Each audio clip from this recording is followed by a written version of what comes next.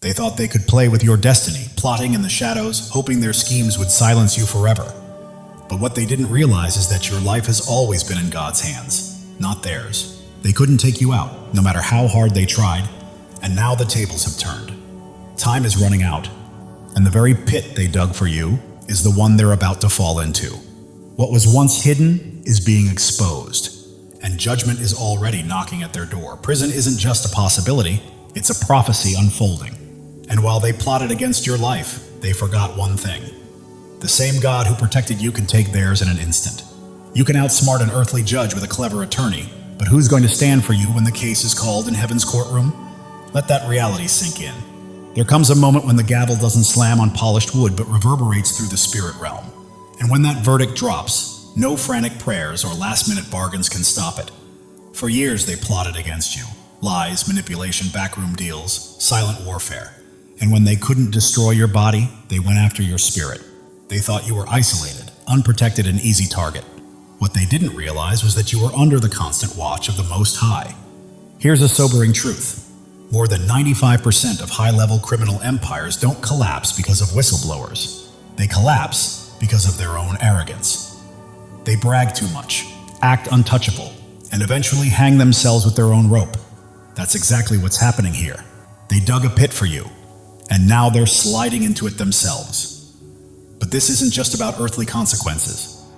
This is spiritual justice, divine intervention, the kind of reversal that leaves people stunned, whispering prayers for mercy they never believed they'd need. What's unfolding isn't simply karma, it's God making an example, reminding everyone why his anointed are off limits. And the way he's rewriting this story, let's just say even the boldest screenwriters couldn't script it. Number one, they tried to erase a soul stamped with eternity. They tried to wipe out a soul stamped with eternity. They thought if they pushed hard enough, lied long enough, and attacked relentlessly, they could delete you like a file from a computer. But what they were fighting wasn't just flesh and blood, it was purpose in human form. They didn't understand that your life wasn't man-made or built on public approval. You weren't created to be accepted or tolerated. You were assigned. Your presence on this earth was never theirs to permit or reject. They didn't give you your breath, and they could never take it away. So they came with every weapon they could muster: slander, manipulation, false accusations, spiritual warfare, believing that if they couldn't break you physically, they could wear you down mentally and spiritually. But every time you survived, something inside them trembled, because deep down, they knew this wasn't normal strength. This wasn't human willpower. This was divine insulation, favor that doesn't crack, even under pressure.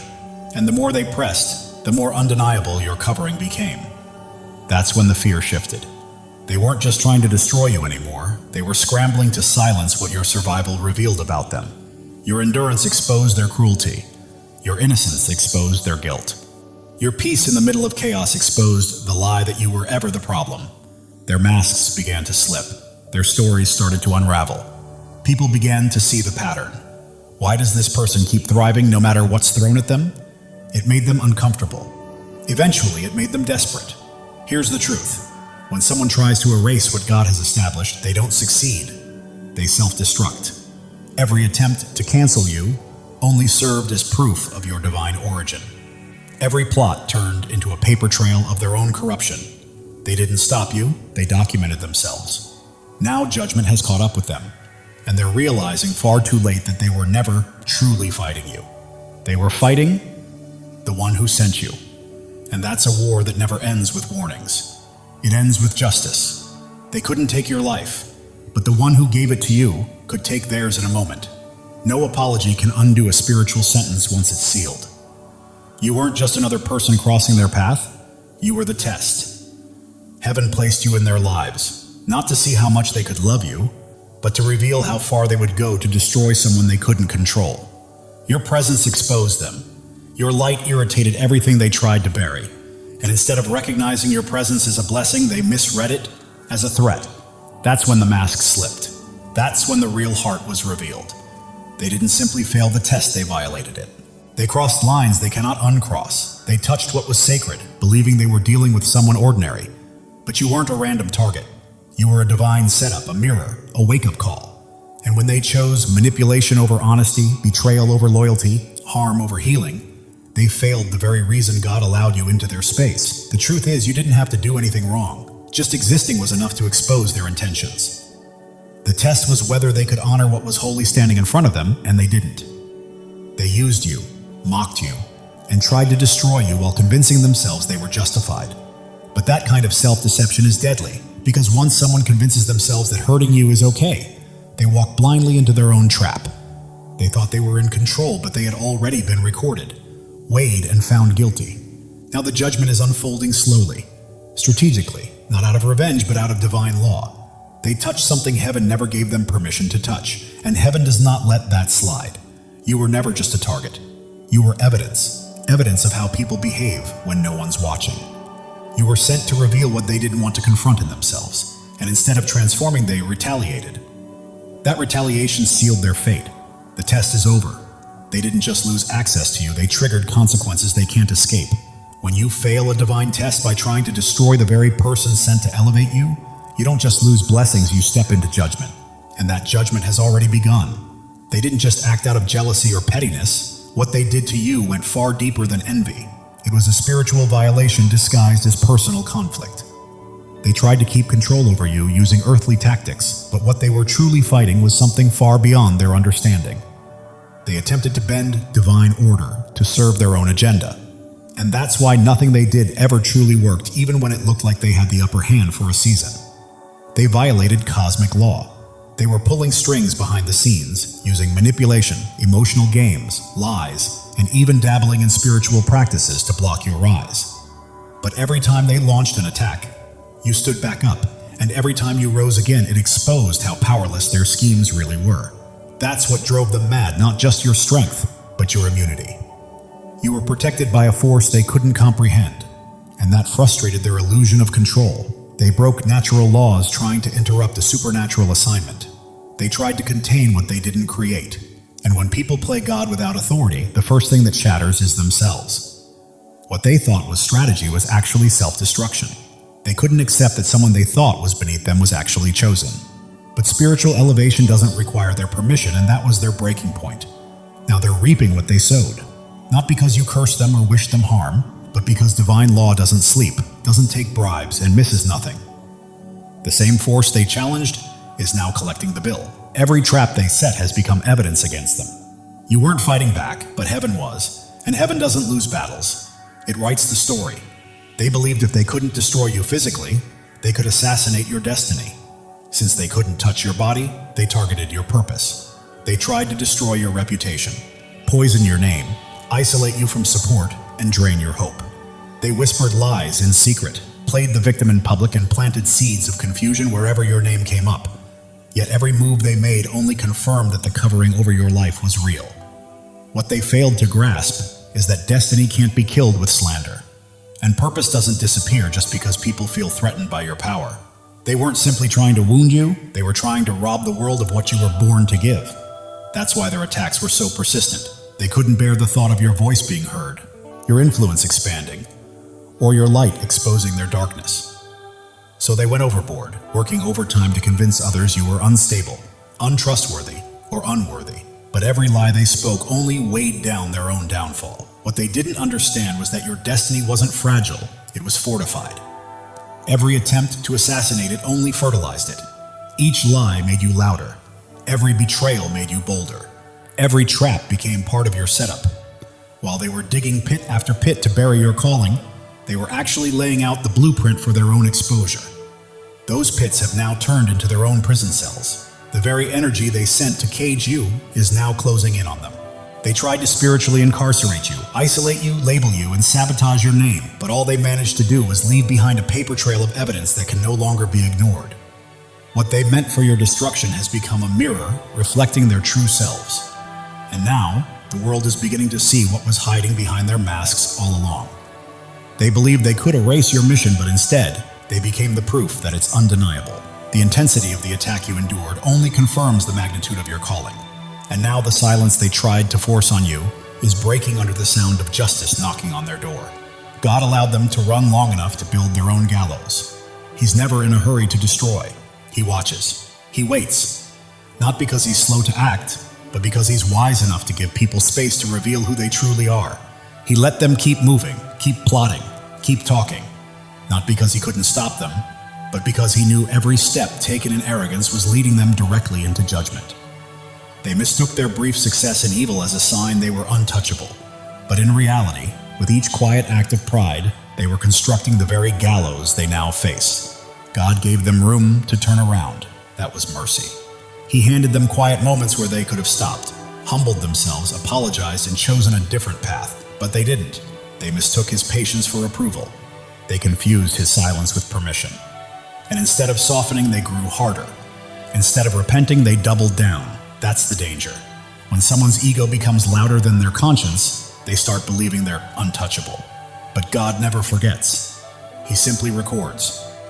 He allows people to walk far enough until their own actions start testifying louder than any courtroom accusation. The rope they thought they were controlling was actually the lifeline meant to pull them back to truth. In their arrogance, they wrapped it around themselves, and not physically, but spiritually, binding themselves to every lie, betrayal, and wicked intention. And now, as truth rises, that same rope has become the chain exposing them. They set traps, filed false reports, whispered gossip, and manipulated events, convinced no one would ever see, but God saw. He let them keep going until the evidence built its own case. Too proud to stop and too blind to see, they dug their own pit. Now there's no one left to blame. They can't twist the story. They can't talk their way out. The proof is written, and the same devices they used to snare you are now closing in on them. Judgment wasn't delayed because God was absent. It was delayed because he gives every soul a fair chance. But when mercy is thrown away in arrogance, what follows isn't another warning. It's a sentence. And that sentence has arrived. You never had to fight back. Your innocence spoke louder than any retaliation ever could. You didn't clap back. You didn't scramble to defend yourself. You didn't even have to prove your worth. Because truth has a way of surviving, even when buried under lies. While they schemed to destroy your character, your purity became a silent alarm working behind the scenes. You didn't fight with fists or words. You fought by staying true to who you are, and that spoke louder than anything you could have said. They ran their mouths with confidence, never realizing every false word was being recorded in the spirit. Every rumor, every exaggeration, every twisted story, all of it was being gathered as evidence. God wasn't idle. He wasn't ignoring it. He was building a case they never saw coming. They mistook your silence for weakness. But you weren't silent out of fear, you were silent because you were covered. And now, as the cracks in their story show, even the people who once believed the lies are starting to see the truth. The same mouths that once shouted gossip are now tripping over their own words, stuttering under the weight of shame. People who eagerly joined the smear campaign are slowly backing away, realizing they were pawns in someone else's plot. The truth has become too heavy to ignore. Your calm, in the middle of chaos, has made observers question the chaos itself. Why didn't you break down? Why didn't you retaliate? How did you keep standing? That's when the real story started to unravel. The way you carried yourself became your testimony. By refusing bitterness, refusing to stoop to their level, refusing revenge, you showed who held real strength. Now eyes are opening. It was never about you being wrong. It was about them needing someone to destroy, because your light exposed their darkness. You never needed revenge or proof. God was watching, collecting, and now revealing. And the same ones who tried to bury you in lies are the ones drowning in the truth. They underestimated the reach of divine surveillance. They truly believed they were safe because no human was watching. They mistook secrecy for immunity. No cameras, no witnesses, no instant punishment. They thought that meant no consequences. But what they failed to grasp is that divine surveillance sees what human eyes can't.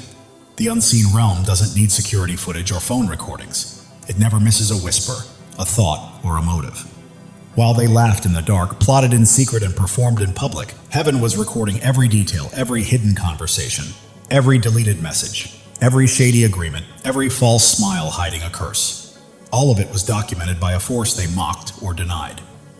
They thought their rituals were hidden, their deals sealed forever, their masks unbreakable. But the unseen realm they dismissed is now stepping into the physical, bringing receipts. Buried things are resurfacing. Trusted allies are flipping. Devices are being seized. Secrets are unraveling. This isn't coincidence. It's divine consequence. You didn't have to catch them. God already did. You didn't have to dig for evidence. Heaven already compiled the case. They assumed your silence meant ignorance. In reality, you were protected by something they couldn't access or control. All along, they were under spiritual surveillance and never even knew it. The justice they thought they had outrun is now appearing in ways they never anticipated. Through legal systems, public exposure, personal breakdowns, and unmistakable patterns of loss. The unseen realm has switched on the light, and everything they tried to keep buried is now surfacing. Their false protection has vanished. Their masks are slipping. Consequences are no longer on the horizon. They're here. They believed they could outsmart divine order by moving in shadows. But the light isn't coming. It has already arrived, and there's nowhere left to hide. Number 8. They signed contracts in the dark, thinking God was asleep. They entered secret agreements, whispered vows, and forged alliances they were never authorized to make, believing these hidden deals would grant them control, not just over you, but over outcomes, influence, and spiritual territory that was never theirs to touch.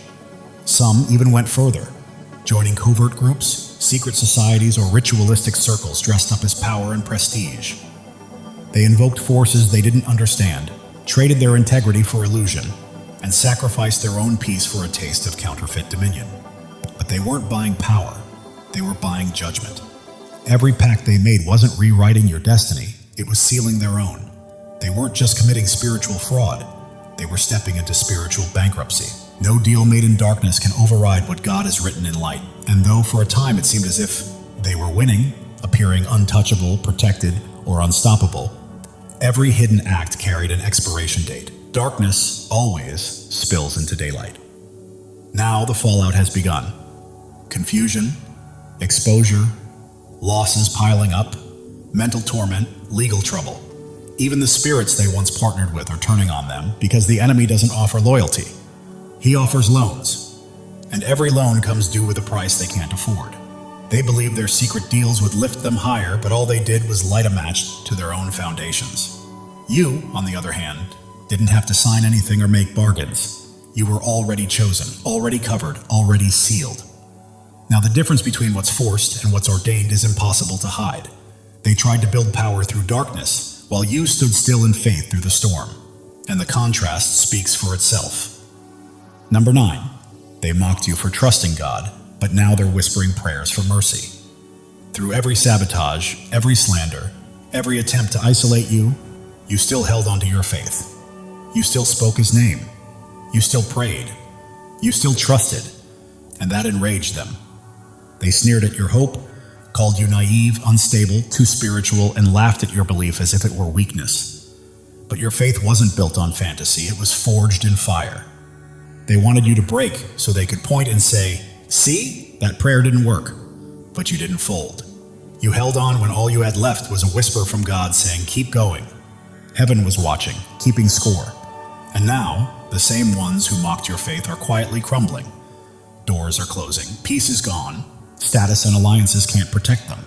In the stillness of their minds, they're realizing, you were never crazy. You were covered. You were protected. They used to scoff at your prayers. Now they're whispering their own, asking God to hold back the consequences. But pride had its moment, and now humility is being forced, not gently, but under pressure.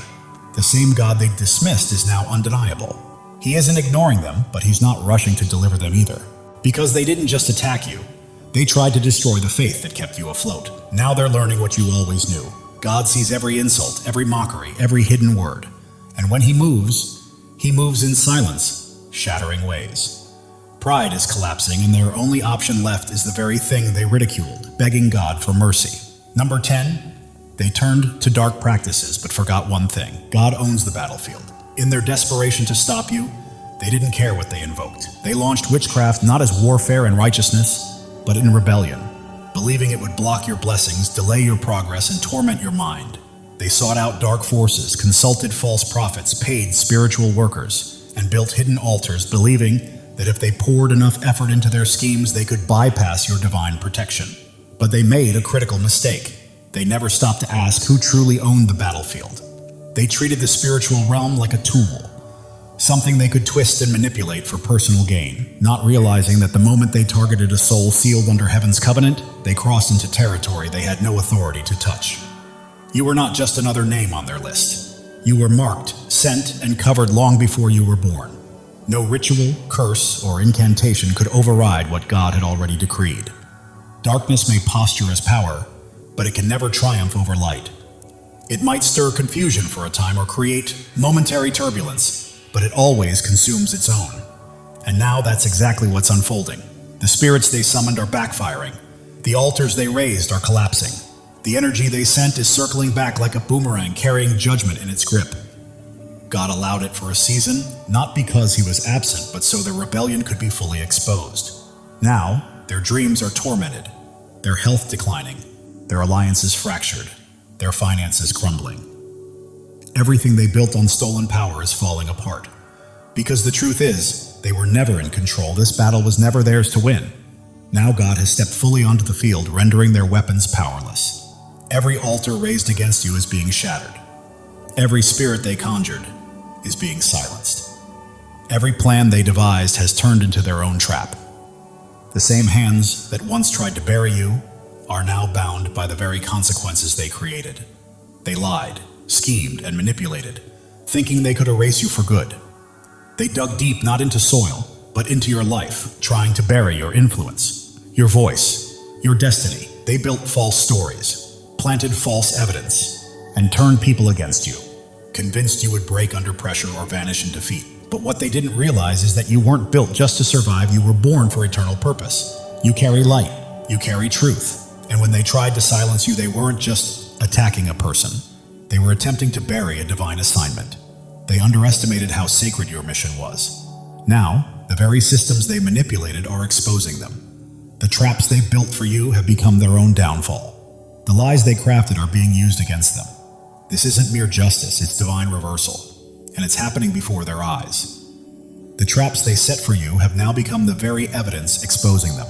Their fingerprints are etched into their own downfall. They believed they were operating from a place of power, yet all they did was walk themselves straight into exposure. What's happening now goes beyond the natural. It's spiritual justice unfolding in real time. God is using earthly systems, courts, investigations, public exposure, as instruments to demonstrate his word. No weapon formed against you shall prosper. And sometimes the consequences don't wait for the next life. They arrive right here in handcuffs, courtrooms, and ruined reputations. They assumed you were the one being judged, but in reality, the whole time they were the ones on trial.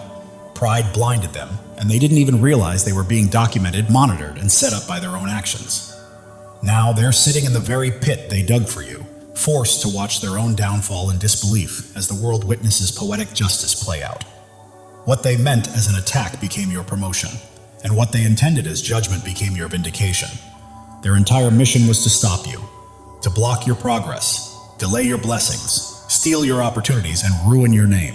They acted out of spite, never realizing that every act of malice was secretly propelling you into greater favor.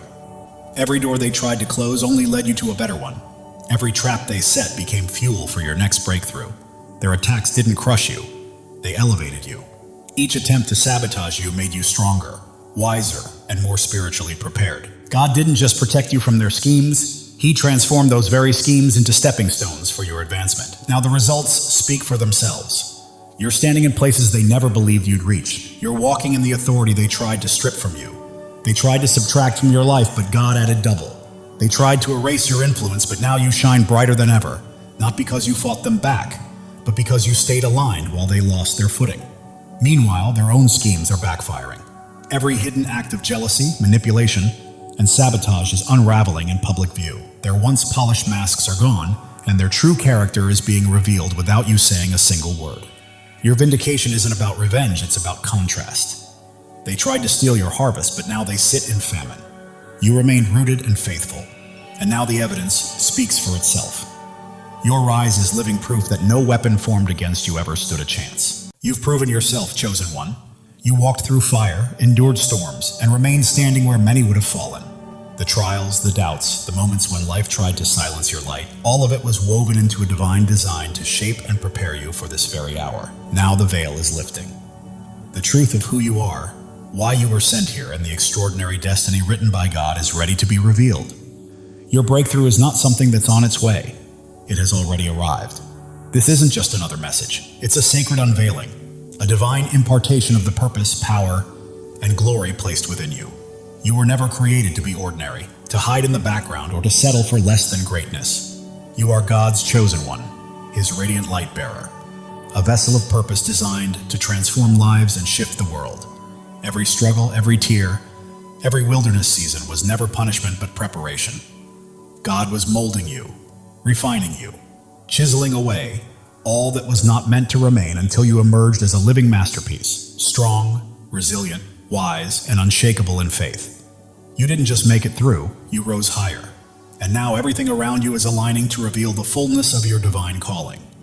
But before we step deeper into this life-shifting revelation, I want you to take a moment to do something intentional. Pause this video, press that like button, and subscribe so you can join the thousands of chosen souls awakening to their higher purpose. When you engage, you help this message reach others who desperately need it. And if you feel this truth stirring in your spirit, type Clark 777 in the comments below. Because that number is not random, it's a sacred signal to the universe that you're open and ready for the blessings God has stored up for you. Stay with me until the very end, chosen one, because this message is carrying the key to transformation, and it was meant specifically for you. Let's step into the reason you're here. Deep inside, you've always sensed it. That inner fire, that tug at your soul, that certainty that your life carries a weight far greater than the ordinary. Even if you couldn't explain it, you've known that you were meant to make an impact, to shift atmospheres, to be light in places of darkness. That wasn't just a feeling, it was God's whisper, a reminder of the divine blueprint imprinted into your very being. You are not a mistake. You are not here by accident. Every joy, every pain, every closed door and breakthrough was carefully woven together to bring you to this very moment, where the truth of your destiny is being revealed. Think about it. The world has tried to silence you. Doubt has tried to bury your light. Fear has tried to convince you that you're not enough. But still, you stood tall. You didn't just endure. You conquered. Like a diamond born under immense pressure, you've come out unbreakable, radiant, and more powerful than ever before. The Bible says in Isaiah 54:17, "No weapon formed against you shall prosper." That's not just scripture. It's your lived reality. The enemy tried to stop you, but they underestimated who you truly are, God's chosen, marked with an anointing so great that nothing in heaven or earth can derail your destiny. Your endurance and resilience stand as a testimony of His power and glory. And now it's time to step fully into all that He has prepared for you. You've passed the test, chosen one. But what does that really mean? It means your faith, your strength, and your heart have been proven. God has been shaping you, not to expose weakness, but to equip you for greatness. Look at Joseph. Betrayed by his brothers, sold into slavery, thrown into a pit and locked in prison. To the world he looked broken, but to God he was being positioned. Every hardship was a stepping stone to His palace, where he would rise as a ruler and a deliverer. For many, your story mirrors his. The pit you were thrown into was training ground. The betrayal you endured was God pruning away what couldn't go with you.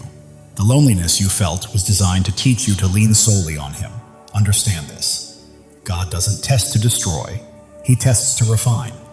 Every obstacle has been a divine classroom imparting wisdom, courage, and unshakable faith. You didn't just make it through, you excelled. You walked through the valley of shadows and emerged carrying His light. Psalm 23:4 says, "Even though I walk through the darkest valley, I will fear no evil, for you are with me." That's your story. You've journeyed through darkness and God's hand has never left you. Now you're entering a fresh season, a season of revelation, abundance, and divine completion. What's ahead will astonish you, for God is about to release blessings so great, so unexpected, that they'll leave you breathless with awe. The dreams you've carried deep within the prayers you've whispered when no one else could hear, they're not just fleeting hopes, they're divine promises. God has witnessed every tear, every silent cry, and He's been at work behind the scenes, arranging a divine shift that will transform your life. Jeremiah 29:11 reminds us, "For I know the plans I have for you, declares the Lord, plans to prosper you and not to harm you, plans to give you a hope and a future." And that future isn't far away, it's unfolding right now. Doors are opening, blessings are pouring out, miracles are manifesting before your eyes. Picture this: a life where financial burdens lift, health is restored, relationships are mended, and your true purpose shines brighter than ever. This isn't just wishful thinking, it's your divine inheritance. God isn't offering you barely enough. He's promising you more than you can contain. Malachi 3:10 says, "Test me in this, and see if I will not throw open the floodgates of heaven and pour out so much blessing there will not be room enough to store it." That's abundance, an outpouring, not a trickle. Thriving, not merely surviving. You're stepping into a season where scarcity gives way to overflow. Fear is replaced with unshakable confidence, and doubt turns into certainty. But here's the truth. You must claim it. These blessings are already yours, but faith is what activates them. That's why I encourage you to take action. Pause, engage, declare with your words and actions that you're ready for the overflow. This isn't just for a platform. It's a spiritual declaration that you're aligned with God's plan. Your faith is the very key that unlocks what heaven has already released. Now let's speak about who you truly are. You are not the sum of your past, your failures, or the opinions of others. You are God's chosen, His masterpiece designed for greatness. Ephesians 2:10 says, "For we are God's handiwork, created in Christ Jesus to do good works, which God prepared in advance for us to do." You were intentionally crafted, divinely anointed, and set apart to make impact. Though the world may have tried to diminish you, label you, or confine you, God calls you mighty, radiant, and unstoppable. Think of David, the shepherd boy forgotten by his own family, underestimated by everyone around him, yet chosen to be king. When Goliath loomed before him, the world saw a boy with no chance, but God saw a warrior with authority. David didn't rely on man's approval. He relied on God's anointing, and with one stone he conquered the giant. And right now, chosen one, you are David. The giants you face, fear, doubt, lack, resistance, are about to fall before the power of God within you. The power of God within you makes every giant powerless. You've been anointed to tear down barriers, to crush limitations, and to step fearlessly into the destiny He designed for you. Let's expose the enemy's schemes for what they are. The devil thought he could silence you with trials, confuse you with lies, and stop you with obstacles. But you didn't bow, you didn't break. You stood unshaken, and now the enemy trembles at your resilience. Isaiah 54:17 promises, "No weapon formed against you shall prosper." That's not just scripture, it's your reality. Every attack sent against you has failed, because God's covering surrounds you. You're not merely surviving, you're thriving in the midst of opposition. Your light is blazing so fiercely that it uncovers every shadow, dismantles every lie, and dismantles the schemes of darkness. The enemy didn't just fear your strength, he feared your assignment. He knows you've been chosen to shift atmospheres, disrupt his plans, and carry light into places of darkness. Think of Esther, a young woman who could have stayed silent, yet chose courage and faith to step into her calling and deliver her people. The enemy thought he had control, but God's hand moved through Esther's obedience. That same mantle rests on you, chosen one. You've been raised up for such a time as this. Darkness cannot withstand the authority you walk in. Your very presence makes it scatter. And now, transformation is here. You're not simply changing, you're being reborn. God is doing something brand new inside of you. Isaiah 43:19 declares, "See, I am doing a new thing. Now it springs up. Do you not perceive it?" This isn't a small adjustment, it's a divine reconstruction. Your mind is being renewed, your spirit fortified, your body restored. You are stepping into a version of yourself infused with heaven's vitality, beauty, and purpose. People will notice it. They'll see the glow in your eyes, the strength in your posture, and the peace you carry into every room. This isn't about vanity, it's about becoming a reflection of God's glory. Your transformation isn't only for you, it's a living testimony for the world around you. Think of Moses, once a fugitive, later called to be a deliverer. His encounter with God at the burning bush didn't just change him, it marked him as a vessel for miracles. And that's who you are now, God's vessel for signs, wonders, and breakthroughs. Your transformation is proof to others that God is real. His promises are unshakable, and His power knows no limits. As you step into this new season, you're not only rewriting your own story, you're sparking change in the lives of everyone connected to you. And part of that transformation includes abundance. God's plan isn't for you to live in lack, but to walk in overflow. Deuteronomy 8 reminds us, "But remember the Lord your God, for it is He who gives you the ability to produce wealth." This is your inheritance, divine provision, prosperity, and more than enough to fulfill the calling He has placed on your life. This isn't just about money. It's about stepping into overflow in every dimension of your life. Financial provision, restored relationships, renewed health, and unshakable peace all flow from God's abundance. He is not a God of scarcity. He is the God of more than enough. He doesn't simply cover your needs. He goes beyond them, surpassing your expectations.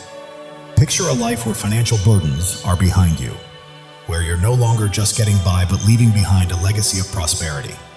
Imagine your body radiating strength and vitality, your mind sharp and clear, and your spirit full of peace. Envision relationships restored, healed, and overflowing with love and unity. This isn't wishful thinking, it is the reality God has prepared for you. Right now, He is opening doors that no man can shut, orchestrating divine connections, and releasing blessings that will leave you in awe. But here's the key: choose in one alignment with His timing. His promises are unshakable, but they unfold in the seasons He ordains. As Ecclesiastes 3:1 says, there is a time for everything, and a season for every activity under the heavens. You've walked through seasons of waiting, pruning, and preparation, but now you've entered the season of harvest. The floodgates of heaven are opening, opportunities are aligning, and blessings are being released. Trust His timing, because when God moves, nothing can stand in His way. Now, let's talk about faith, your greatest weapon. Faith isn't just belief, it's a living force. Hebrews 11:1 declares, "Now faith is confidence in what we hope for and assurance about what we do not see." It was your faith that carried you through storms, and it's your faith that is ushering you into breakthrough. Every time you chose to believe instead of bowing to fear, you activated heaven's power. Every time you stood firm in the face of doubt, you unlocked another level of destiny. Faith is your key, your bridge, your weapon. Think of Abraham, who held onto God's promise of a son even when it seemed impossible. His unwavering faith positioned him as the father of nations. You are in that same position now, standing at the threshold of promises that look impossible. But what seems unreachable is already yours in the Spirit. Your faith is the bridge connecting the promise to the manifestation. Keep believing, keep declaring, keep standing. Your breakthrough is not a question of if, it's only a matter of when. As God's chosen one, you were never called just to receive blessings. You were called to be a blessing. Your life is a living testimony, igniting faith in others, shifting atmospheres, and breaking chains wherever you go. Jesus said in Matthew 5:14, "You are the light of the world. A city on a hill cannot be hidden." Your light doesn't merely shine, it radiates. It draws people in, sparks their hope, and awakens their own purpose. You're not living for yourself alone, you're living for the countless lives that will be transformed by your story. Think of Martin Luther King Jr., whose bold faith and vision ignited an entire movement. He didn't fight only for himself, he fought for generations. In the same way, you are a catalyst for change. Your perseverance, your testimony, and your light are not just for you, they're for the colleague who's losing hope, the friend battling doubt, the stranger searching for proof that God is real. Your life preaches louder than any sermon, revealing God's power to everyone who crosses your path. And this isn't just about outward blessings. It's about an inner transformation that radiates outward. Romans 12:2 says, "Do not conform to the pattern of this world, but be transformed by the renewing of your mind." God is rewiring your thinking, reshaping your perspective, and reigniting your spirit. Where you once saw impossibilities, you now see open doors. Where fear once lived, faith now rises.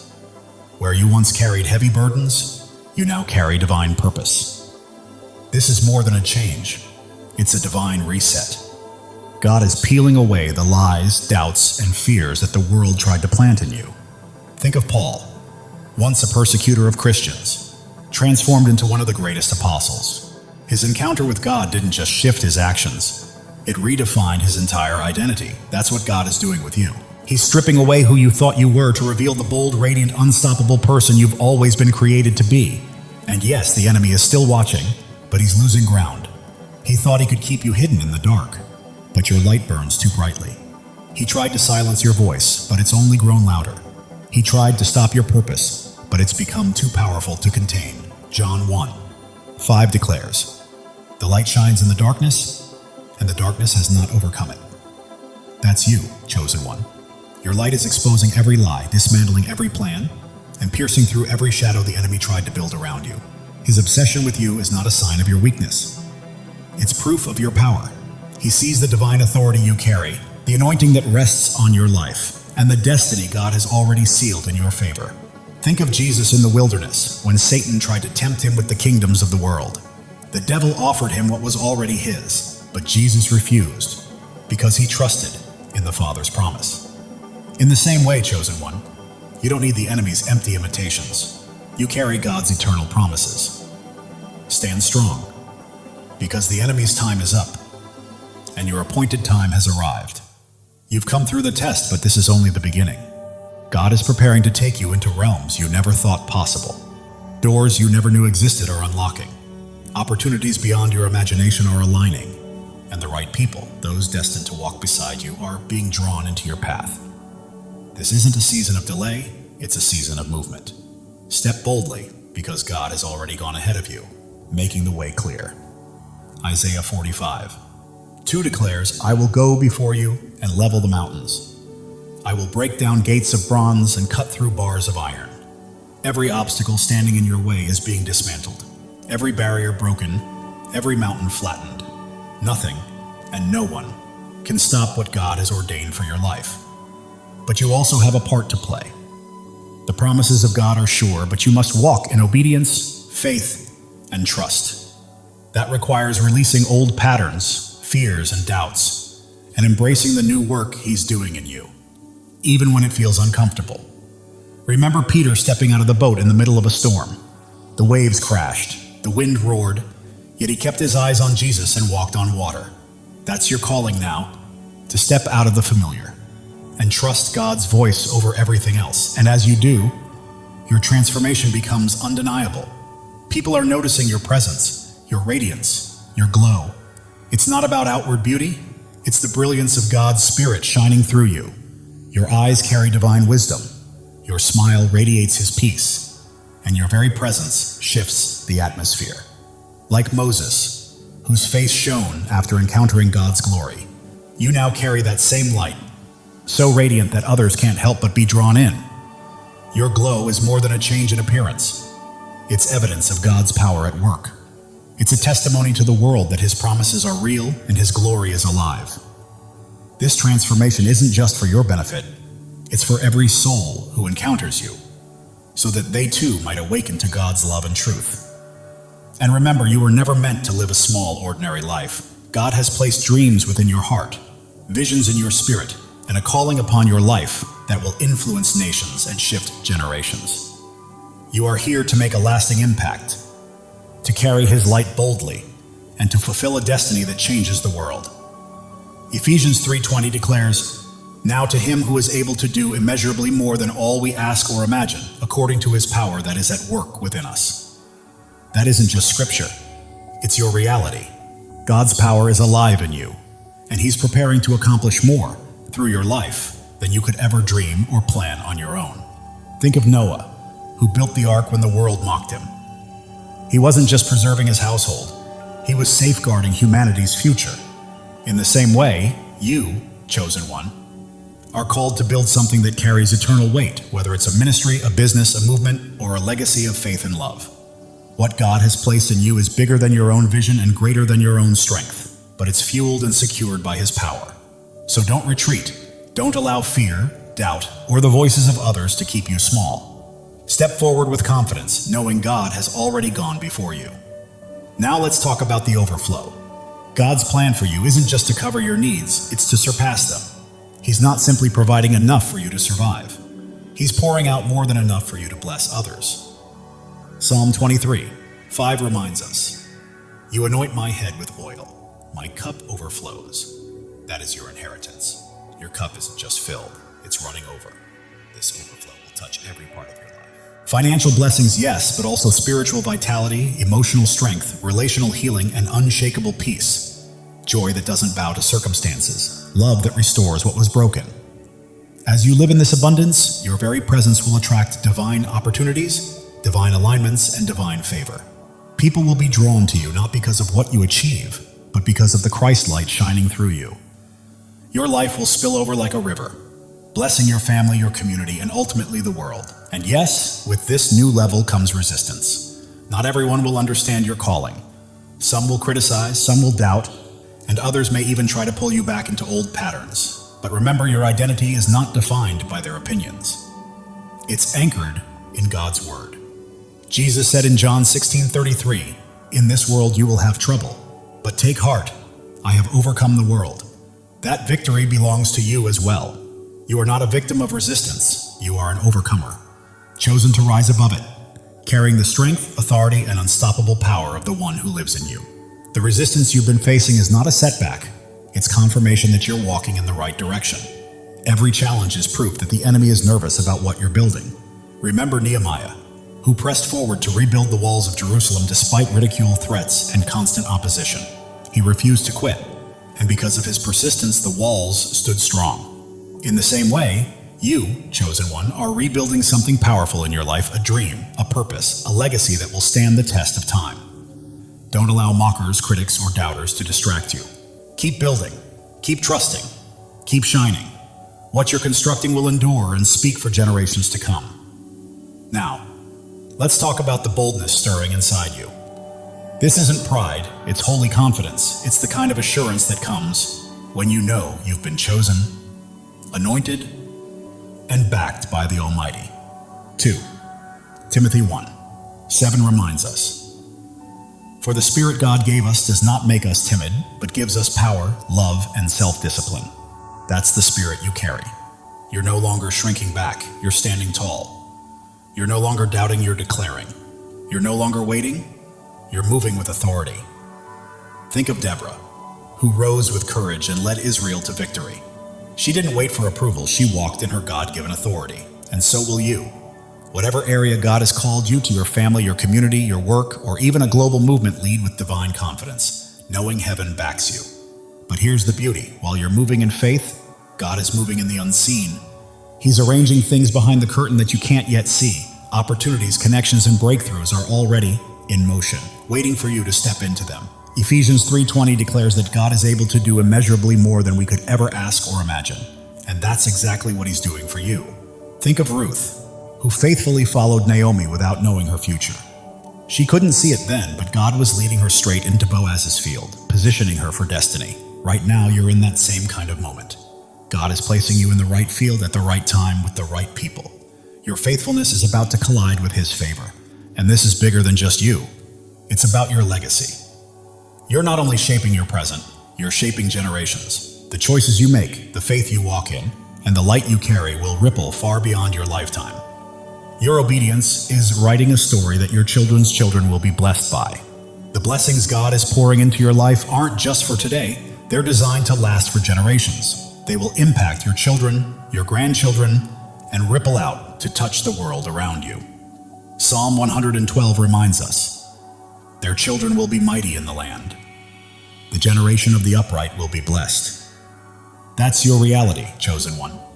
Every act of faith, every moment of obedience, every ounce of resilience you display is planting seeds that will bear fruit for years to come. Think of Abraham, whose faith didn't only bring blessings to him, it shaped the destiny of nations. Your life is part of that same divine narrative, a living testament to God's faithfulness. Every step you take, every seed you sow, every prayer you lift, is constructing something eternal. You're not merely living, you're leaving a legacy. And now, a powerful shift is underway. You're not just progressing, you're being propelled forward. God is accelerating every area of your life. What once took years will now happen in months, and what once required months will unfold in days. Isaiah 60:22 says, "The least of you will become 1,000, the smallest a mighty nation. I am the Lord. In its time, I will do this swiftly." That's God's promise to you, chosen one. He's orchestrating rapid alignment, bringing your prayers, your faith, and your efforts to fruition at an astonishing pace. Like Daniel, who went from the lion's den to the king's court in a single night, your steadfastness is positioning you for divine acceleration. The seeds you've planted, the prayers you've offered, and the faith you've held are all on the verge of producing results faster than you ever imagined. In the midst of all this, you carry a peace that defies circumstances. Philippians 4:7 reminds us, And the peace of God, which transcends all understanding, will guard your hearts and your minds in Christ Jesus. That peace is yours, chosen one. It doesn't depend on the storms around you. It comes from the unshakable presence of God within you. It anchors you when everything else seems uncertain, steadies you when the enemy tries to shake you, and allows you to rest even when chaos surrounds you. Just as Jesus slept in the boat while the storm raged, your peace is a sign of your divine connection and trust in God's plan. Let it guide you. It's leading you straight into your destiny. As God's chosen one, you don't just carry power. You carry divine authority. Luke 10:19 says, I have given you authority to trample on snakes and scorpions and to overcome all the power of the enemy. Nothing will harm you. This is not merely a promise. It is your reality. You have the authority to command mountains to move, to rebuke the enemy and see him scatter, and to declare God's promises and witness them manifest. Think of Elijah, who called fire down from heaven. His authority flowed from complete alignment with God's will. You, chosen one, are in alignment with God, and that alignment empowers you to shift atmospheres, break chains, and call forth miracles. Step boldly into that authority, speak it, declare it. The world is waiting for you to walk fully into the destiny God designed for you. Now let's speak of the harvest. You have been faithfully sowing seeds of prayer, obedience, and faith for years, and the time to reap has arrived. Galatians 6:9 says, Let us not become weary in doing good, for at the proper time we will reap a harvest if we do not give up. You didn't quit, chosen one. You persevered, trusting, sowing, and believing. Now the harvest has come. It's not merely a harvest of blessings. It's a harvest of transformation, influence, and divine fulfillment. Like the farmer who plants in faith without seeing the rain, you planted seeds in faith, trusting God's timing, and now the rains have come. The crops are flourishing, and the harvest is abundant. Every area of your life, your finances, your health, your relationships, your purpose, is about to be touched by this overflow. And finally, let's talk about your vision. God is expanding your perspective, giving you eyes to see what others cannot, a heart to dream what others will not, and a spirit to believe what others doubt. Habakkuk 2:2 says, Write the vision and make it plain on tablets, that a herald may run with it, for the vision awaits an appointed time. It speaks of the end and will not prove false. Your vision is not a fleeting dream or wishful thinking. It is a divinely revealed blueprint, a roadmap for what God is accomplishing through you. Every step you take, every choice you make, is aligning with that vision, bringing it closer to manifestation. Your faithfulness, obedience, and alignment with God's will are positioning you to walk in the fullness of the destiny He has prepared. Your life is carrying a divine revelation, a carefully crafted blueprint for your destiny. Think of Joseph, who glimpsed his future in a dream long before it unfolded. The world mocked him. His brothers betrayed him. Yet God's vision for him never failed. You, chosen one, hold a vision far greater than yourself. Write it down. Speak it aloud. Believe it with unwavering faith. This vision isn't just for your life. It's meant to impact the world. It will inspire, shift paradigms, and advance God's kingdom on earth. Don't let the noise of the world cloud or diminish it. Keep it clear, bold, and unwavering, and watch God bring it to fruition. You are not walking this journey alone. God is surrounding you with a divine community, people who recognize your light, honor your calling, and amplify your influence. Ecclesiastes 4:12 reminds us, though one may be overpowered, two can defend themselves. A cord of 3 strands is not quickly broken. God is weaving a network of allies around you, a spiritual family of co-laborers called to walk in purpose alongside you. Think of the early disciples, stronger together, supporting one another, praying, and transforming the world. You, chosen one, are part of such a divine community. Embrace these connections. Trust the relationships God is forming. Together, you will accomplish far more than you could ever do alone. Your community is a living testament to God's plan, a reflection of His love, and a force advancing His kingdom. And then there's the joy rising within you. This isn't a fleeting happiness based on circumstances. It's the deep, abiding joy that flows from God's presence. Psalm 16:11 says, You make known to me the path of life. You will fill me with joy in your presence, with eternal pleasures at your right hand. This joy is your strength, carrying you through trials, lifting you above challenges and anchoring you in God's promises. Consider Paul and Silas, singing praises in a prison cell. The world saw chains and darkness, but they experienced freedom and light. You, chosen one, carry that same supernatural joy. A joy that defies logic, confounds the enemy, and inspires all who encounter it. Let it shine, let it radiate, and let it overflow, transforming every life you touch. Let your joy shine as a guiding light, a source of hope for everyone around you. It is not just an emotion, it is a weapon, a living testimony, and a precious gift from God. Now, let's reflect on your resilience. You have walked through the fire, chosen one, yet you are unscathed.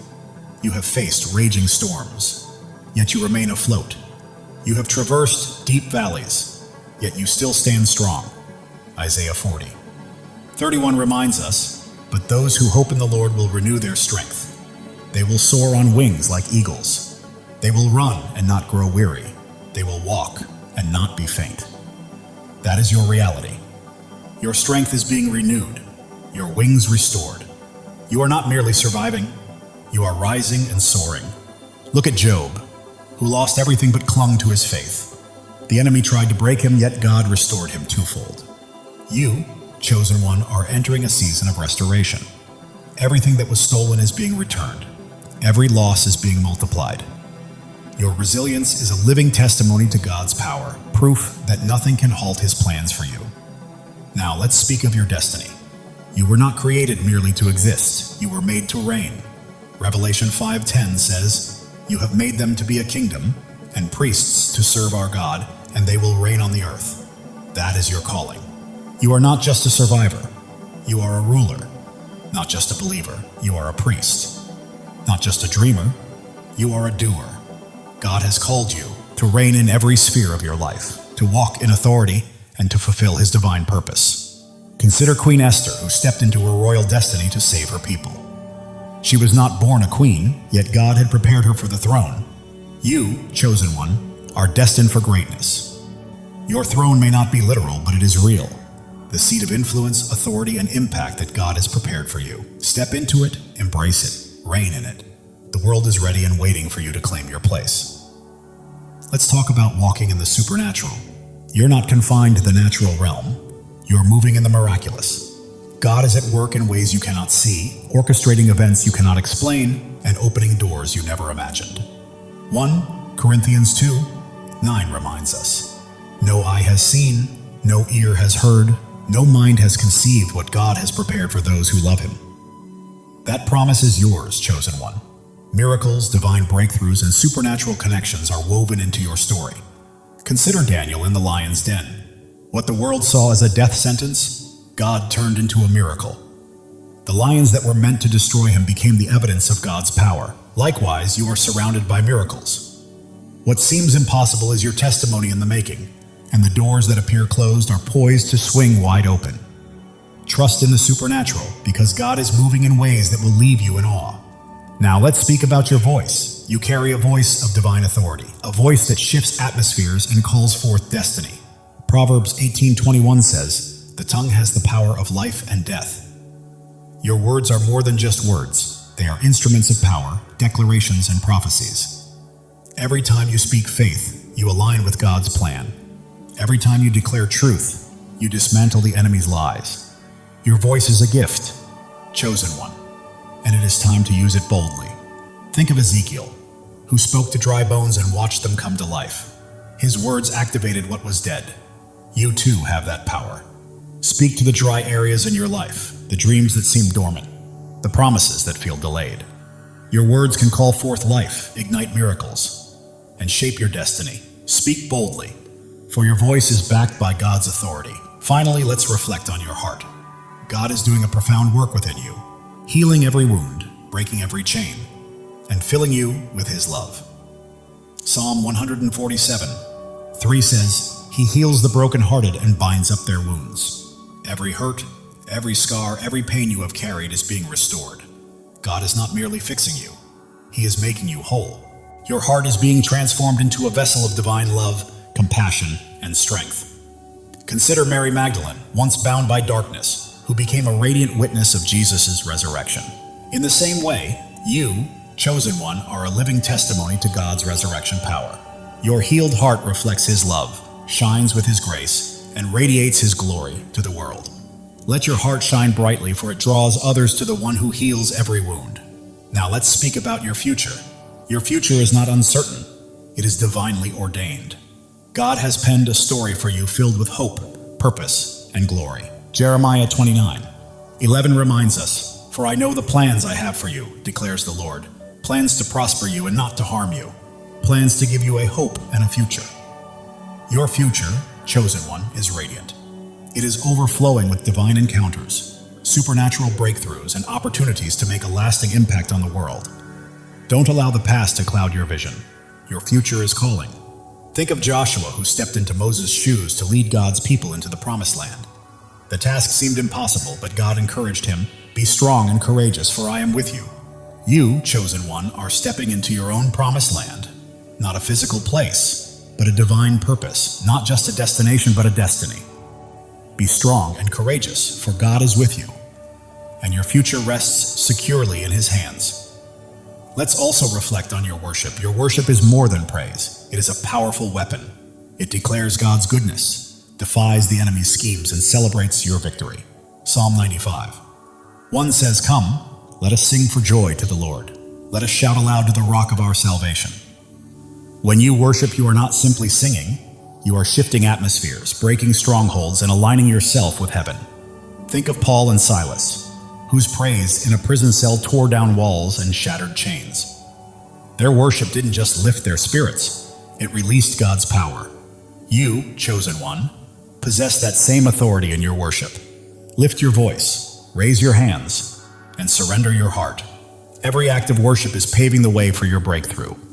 Worship in the midst of pain, doubt, and waiting, knowing that your praise unlocks miracles. Now, let's revisit your influence, which continues to grow. God is expanding your reach, chosen one. Your life is becoming a beacon, a magnet, and a movement. People are watching, not just your actions, but the spirit within you. They notice your peace amid storms, your joy through trials, and your unwavering faith in uncertainty. Matthew 5:16 says, "Let your light shine before others, that they may see your good deeds and glorify your Father in heaven." Your influence honors God. Think of David, whose psalms comforted his soul and inspired generations. Your words, your worship, your faith, they are writing a story that will echo through generations. Your influence is not just for today, it is eternal. Embrace it, steward it wisely, and let your life serve as a living testimony that draws others to God's love, power, and purpose.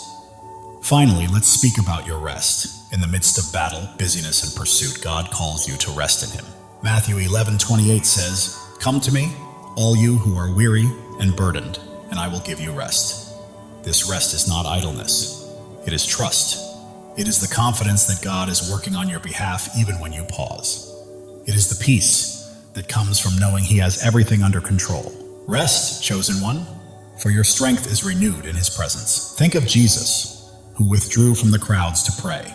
His rest was not weakness, it was wisdom, alignment, and trust in the Father's will. You, chosen one, are called to lay down striving, fear, and worry, and to find renewal in God's promises.